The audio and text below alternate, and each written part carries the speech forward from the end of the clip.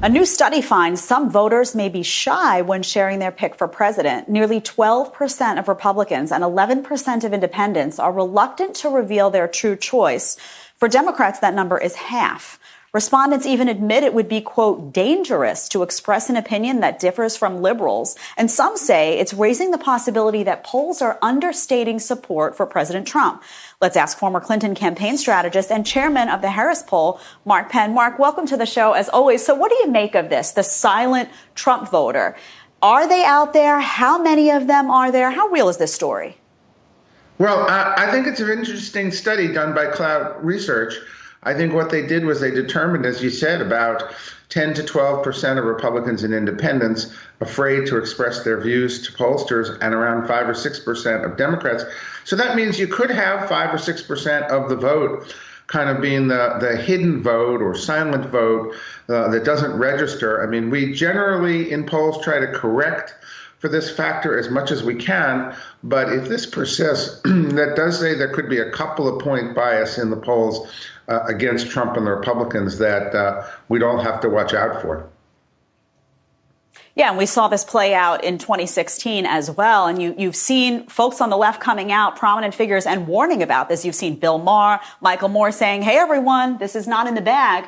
So if this is going on and you had a very successful week at the RNC, what sort of strategy is being implemented by the Biden campaign that's making them still sit in the basement? Where is Joe Biden, and why is he not out on the front lines making his case to people?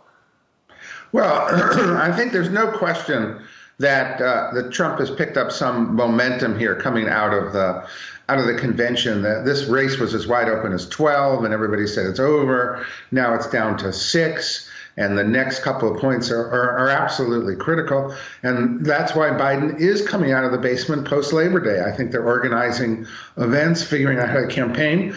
But they are going to go ahead here and get out and campaign because they have to. These polls are closing. This is a real race. I think there's no question about that now. Mark, what do you say to people who don't trust polls at all anymore, that look back at 2016 and say so many of the polls were wrong, feel completely misled? So many media folks, in fact, very surprised when it came in that President Trump had won that election. So is there a reason to distrust polls in their entirety at this point?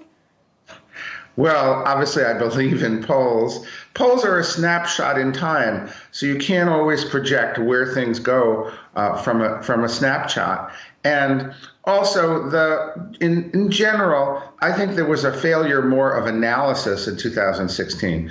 People didn't really understand how the Midwestern vote, how working class Americans had switched from Democrats to Republicans.